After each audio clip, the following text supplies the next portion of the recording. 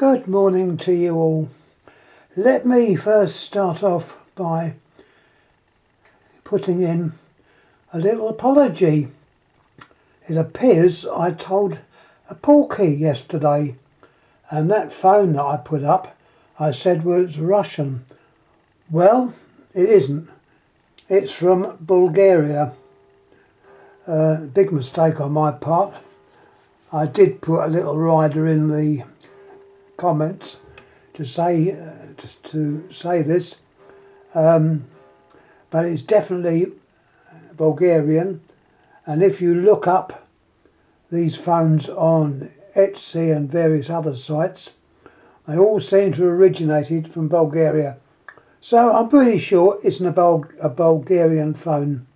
Now here, I had a look upstairs again and I picked another phone up thinking it was Russian, but this is another Bulgarian phone. The still picture shows it, and yeah, it has the same handset, which looks very much like the German handsets.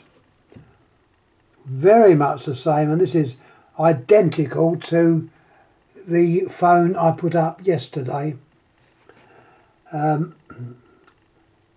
cord that goes to it is a braided cord, not a twisted cord, so I imagine this is probably the correct old cord that these had.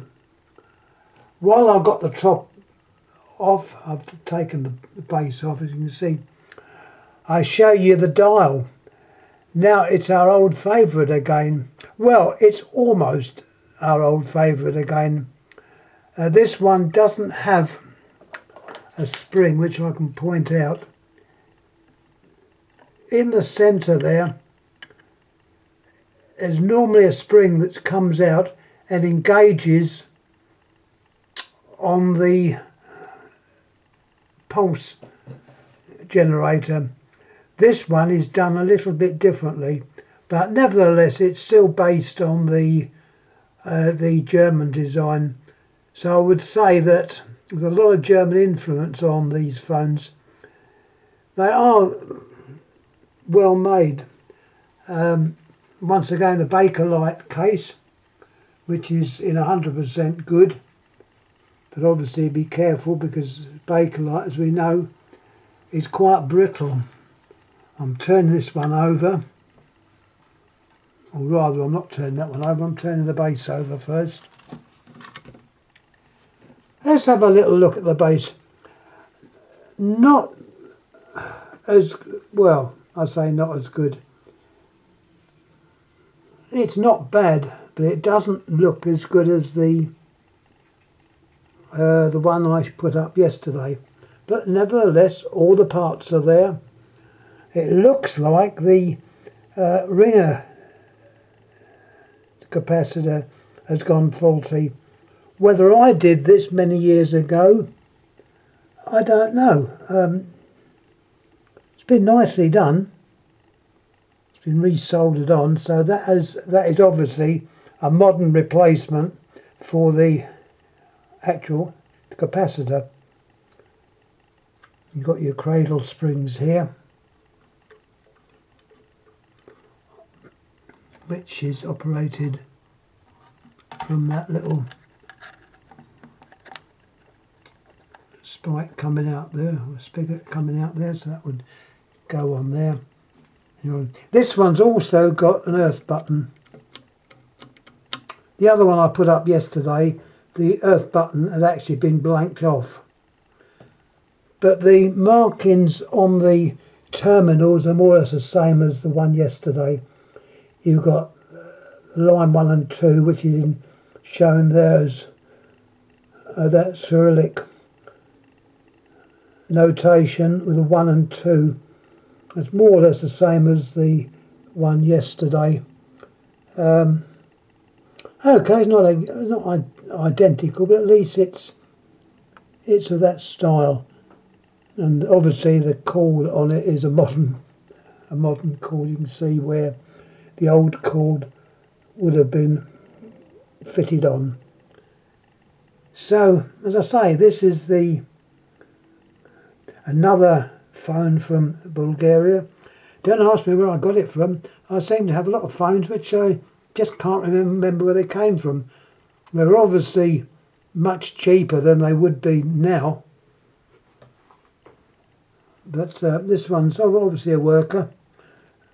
You've got your bell there. There's no adjuster on the loudness of the bell. You just got the normal bell with just a fixed loudness.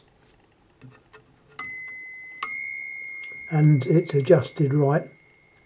You've got your induction coil shown there, which is, as I say, the same, more or less the same design as the one on that other phone. I would say that this phone has probably, if I can turn him over, it's probably come out of the same stable, as they say. There's the label on the back. It's a TA448, which I can't trace that number, but it's obviously a valid number. There's the manufacturer. If anyone knows of this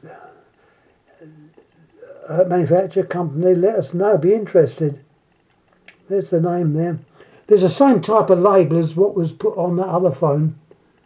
So another indication that it is Bulgarian, and I would say out of the same stable. Let's turn him over. I can. It's a slightly different shape to the case, but nevertheless it's Bakelite and it's in good condition. The one I put up yesterday, I applied a little bit of Duraglit. It's come up like new. Now I know I normally say, oh, don't take the patina off, but there was no patina to take off. It was in good nick, and this one also is in good nick. There's your dial showing that. Once again, don't be put off by that space. That's not an automatic dial.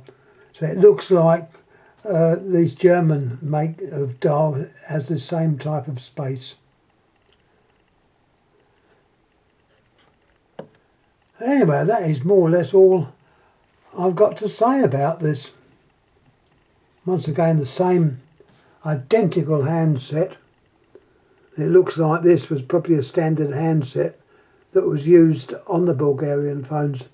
Whether there's influence from Russia, I don't know. But it looks like there's more influence from German manufacturers. But there we are. Any questions, please ask. And I'll get back to you if I can. No, I can honestly say nothing else to say. So thanks for watching. No more rants. I've been good today. Very good. In fact, I popped down to the greenhouse earlier, done a bit of watering. It's not a particularly nice day. It's not raining at the moment, but it's very dull. So I thought I'd do a bit of watering. Anyhow, thanks again for watching. The screws, one screw was non-captive, but the other screws are captive. And they go into a brass insert. So yes, it's a well-made phone, and yeah, it's worth cleaning up again and seeing if it works. I don't know, I ever tried this one out, but the one yesterday I did try out. A little bit faint, but well, I suppose after the length of time, that's probably what you get. This one I think is dated. There's a date there, 56. Or is it 55? It's either 55 or 56. I think it's probably 55. And you've got your other numbers, the model number. And I showed before, TA48. So, thanks again. Thank you. I don't know what I'm going to put up again. I'm going to put up something. So, thanks again. Thank you.